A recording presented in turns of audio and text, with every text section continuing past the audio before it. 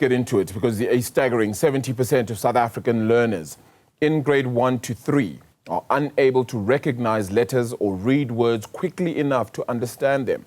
That's according to the first of its kind Funda Uphumelele national survey launched by the Department of Basic Education. Only about 3 in 10 young children are reaching the reading milestone they need to stay on track.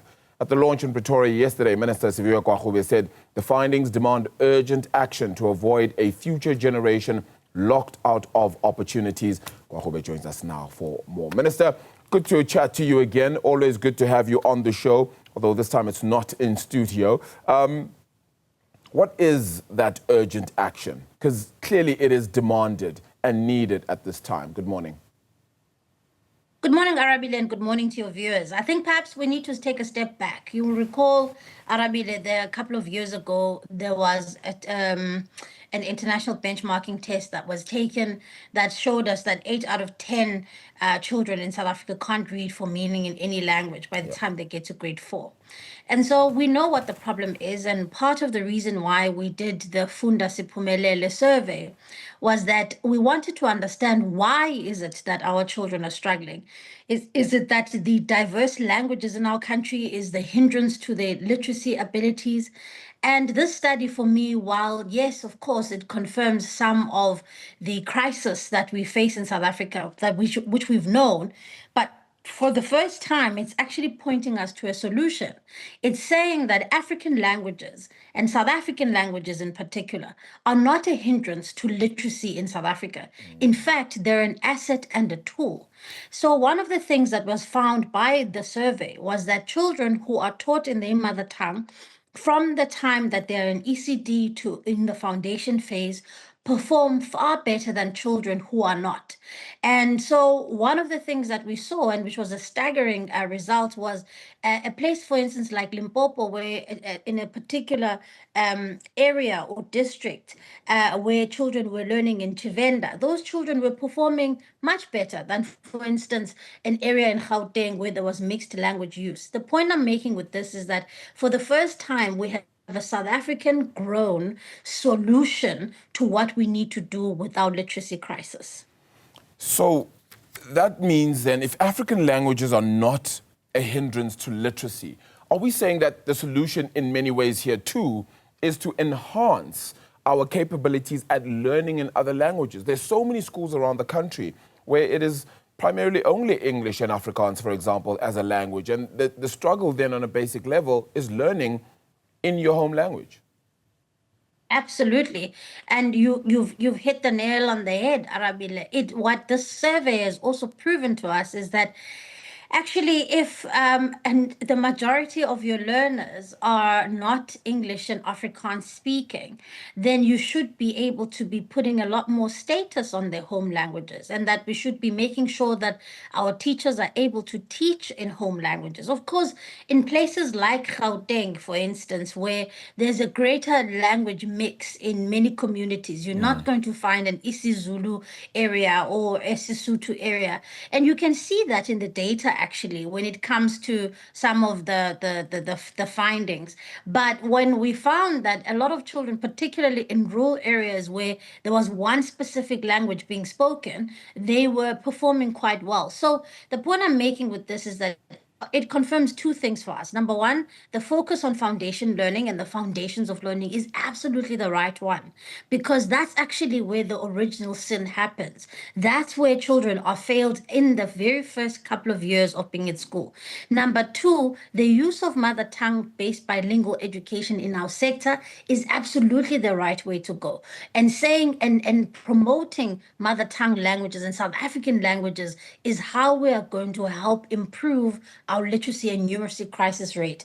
It's what I was saying yesterday is gone are the days where we are lamenting the statistic. For me, Arabile, I need to come back to you in a year or two and say we've halved the number of children who can't read for meaning, and that children are increasingly being able to do this and meet their key milestones. Absolutely. But now it also means that you need a retraining of educators, surely. How do you address that? Because that goes to funding, that goes to understanding capabilities and extent thereof. Now it means that you have a shortage of capacity at present.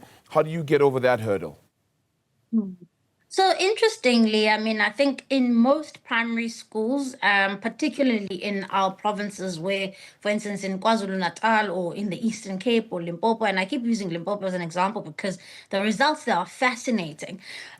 In most of these provinces, this is already happening. Teachers are already teaching in the mother tongue, and that's how it's always been. But what this does now is that it confirms to you as policymakers that this is not just a way for teachers to get by. This is actually a way in which we can enhance learning and teaching in a far better way.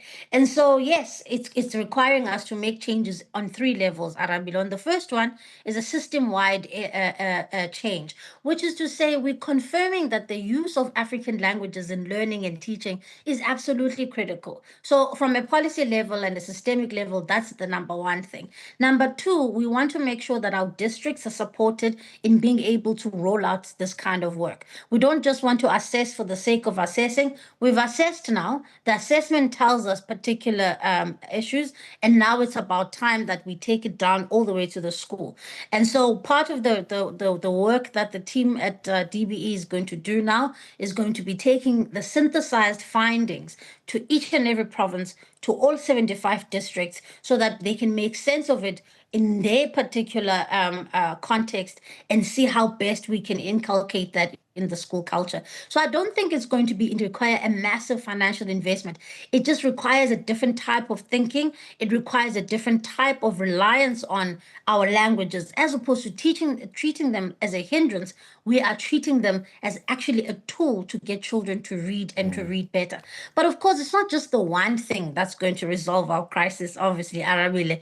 The focus on foundation phase is in itself part of the big priority, as you know, that I have. Yeah. And even things like registering ECDs, having them come online, getting them access to that subsidy from Treasury. These are all part of a package of solutions on how do we really improve our literacy crisis in South Africa. So what role do libraries play? I mean, I don't know when was the last time you've been in one, Minister, but they seem to be getting dilapidated, ending. The books in there are old, they're not necessarily fit for purpose in today's world, some might add. And of course, yes, the landscape has changed technology-wise, but what role do things like libraries, NGOs that perhaps could help in creating what you've also known to be calling a reading nation?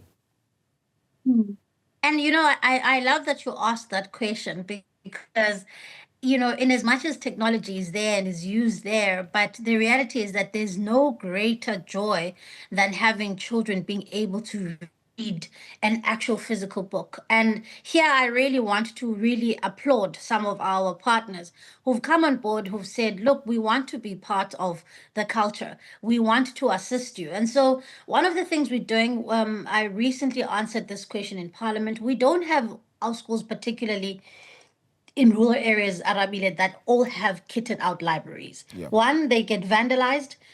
They are vulnerable to theft in the communities. And often we plead with communities to say that it's important that we look after these resources.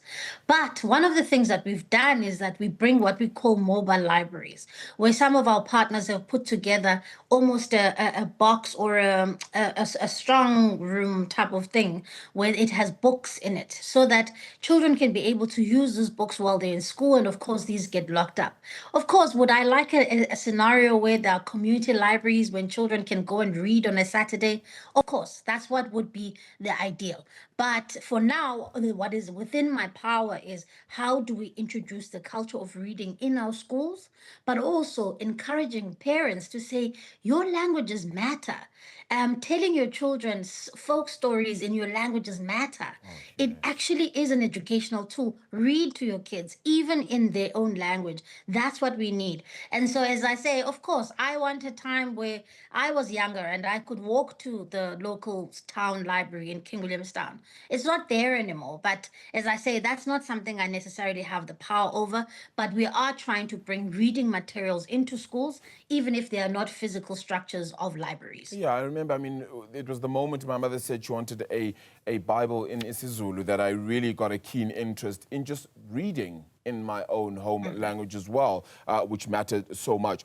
Just as a final thought here, just getting some international help, has that been a part of this process? I mean, you see countries like Kenya, even India, having massive reading interventions themselves that we could perhaps learn from. They have processes like EGRA or Reading for Meaning as a program that they maintain.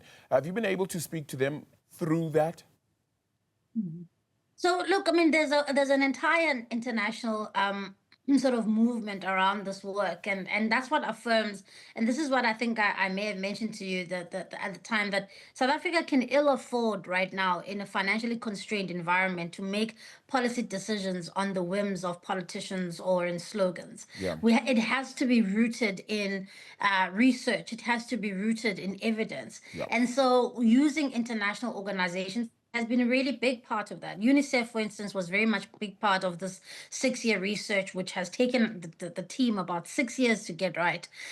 We've got many organizations that support us either financially. The World Bank often supports us in terms of being a thinking partner. So we utilize and we tap into those. And also, of course, in the region, we have what we call the regional SACMEC test, which is not only an international benchmarking test, but we also benchmark ourselves around the region on the African continent. So we are tapping into what has worked in other countries.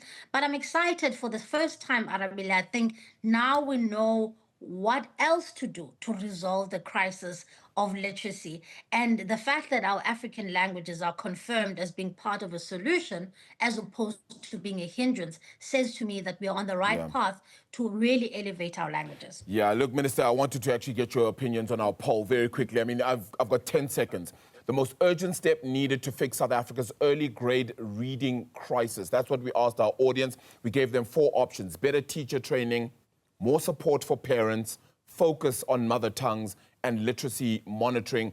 71% are currently saying better teacher training. Do you think that has to be the key in focus here? In 10 seconds. I certainly think that South Africans are on the money on all 4. Literacy monitoring for me, and of course, making sure that mother tongue is used would be my top 2. But teacher training is right up there. Well, now you know what your homework is then. Yes, thank you. Thank you so much for joining us.